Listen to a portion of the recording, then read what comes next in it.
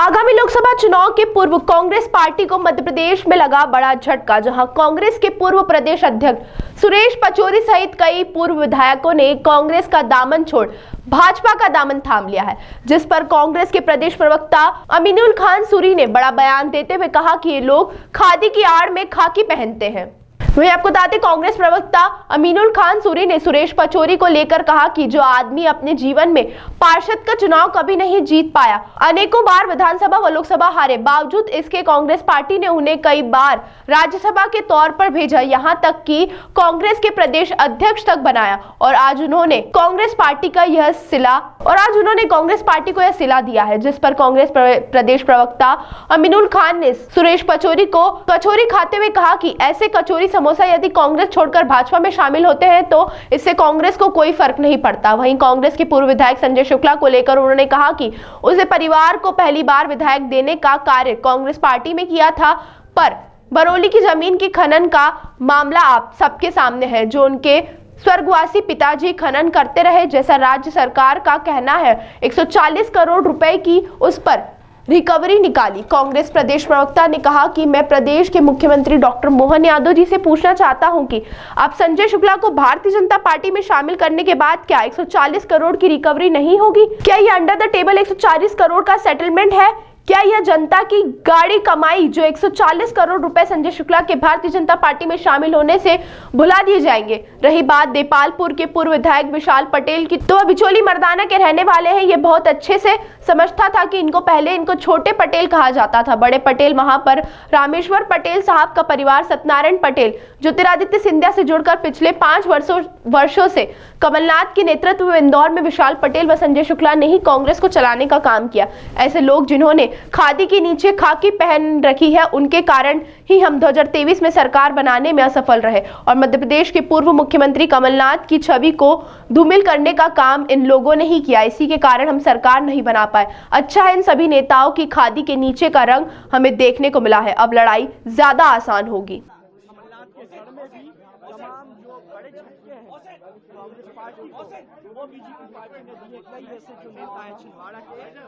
हमारे परिवार की घर वापसी मेरा भाई आदरणीय संजय शुक्ला जी भी आज पार्टी में शामिल हो रहे हैं।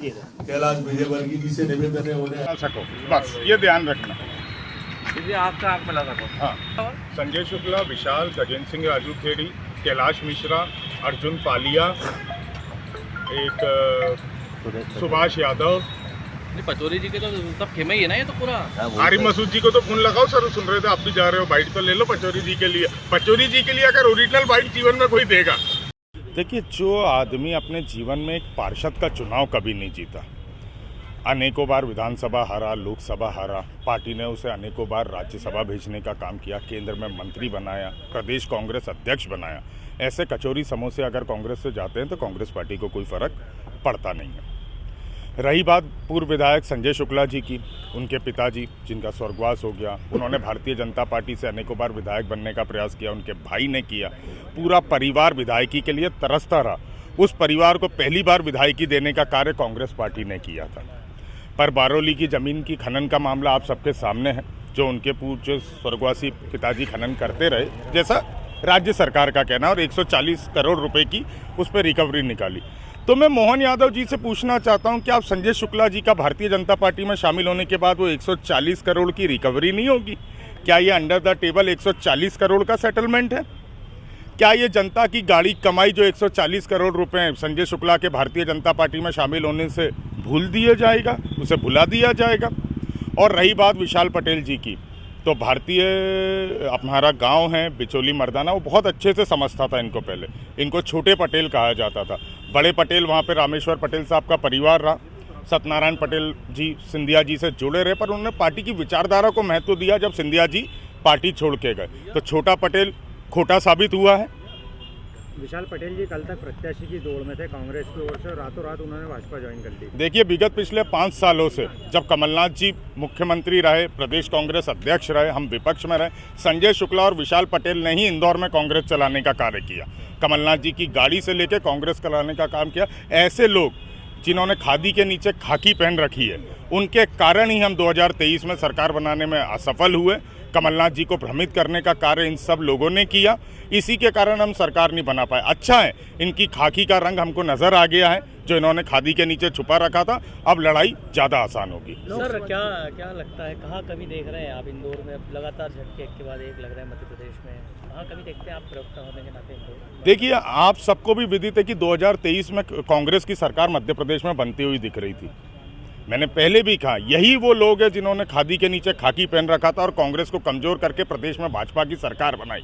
अब ये सब दूर हो गए, तो अब सब कुछ कांग्रेस के हिसाब से होगा, कांग्रेस के लिए बेहतर होगा। और सबसे बड़ी बात, प्रदेश की और देश की जनता देख रही है कि करोड़ों रुपए की डील दड़ा चमका के कांग्रेस से लोगों को भाजपा में ले जाया जा रहा है, और जिनकी विचारधारा ही नहीं है, जो विचारधारा से ही मजबूत नहीं है। क्या संजय शुक्ला, जिन्होंने तुलसी सिलावट पर रेमडेसिविर के आरोप लगाए थे, अब वो उसी तुलसी सिलावट के बगल में खड़े होंगे? ये विचारधारा है संजय शुक्ला की। या तो वो कल झूठ बोल रहे थे, या तो वो आज झूठ बोल रहे हैं, या वो रेमडेसिविर के आरोप कल सही थे, या वो आज सही है। ये संजय शुक्ला से आप लोग को पूछना है, क्योंकि आप लोग इस लोकतंत्र का चौथा स्तंभ है। कहाँ गई वैचारिक विचारधारा? वही तुलसी सिलावट के बगल में खड़े होंगे जिस पर रेमडेसिविर बेचने का आरोप लगाया था। अब क्या माना जाए, संजय शुक्ला यहाँ से प्रत्याशी हो सकते हैं? ये तो भारतीय जनता पार्टी को तय करना है, और भारतीय जनता पार्टी के उस दरी बिछाने वाले कार्यकर्ता को तय करना है। मैं तो इतना कहना चाहता हूं कि भारतीय जनता पार्टी के प्रदेश कार्यालय में एक कांग्रेस के लिए उप कार्यालय और खोल दिया जाए, कि जो लोग कांग्रेस से निकले वहां बैठे, क्योंकि जो ओरिजिनल दरी बिछाने वाला है उसका तो अब भारतीय जनता पार्टी में कुछ होने वाला है नहीं।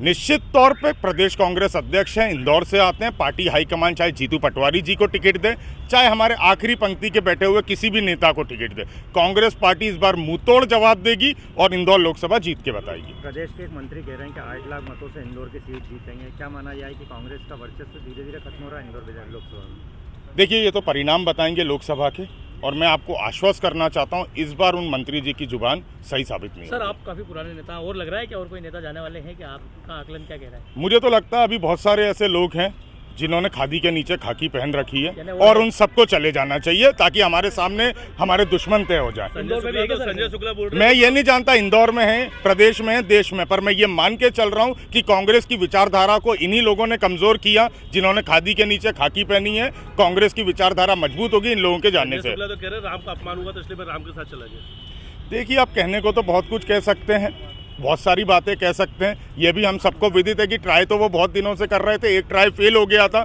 तो कचौरी के साथ में वो ट्राई को उन्होंने सक्सेसफुल बनाया। लेकिन अब क्या लगता है कि अगर वापस आएंगे तो आप लोग लेंगे क्या उनको कांग्रेस में?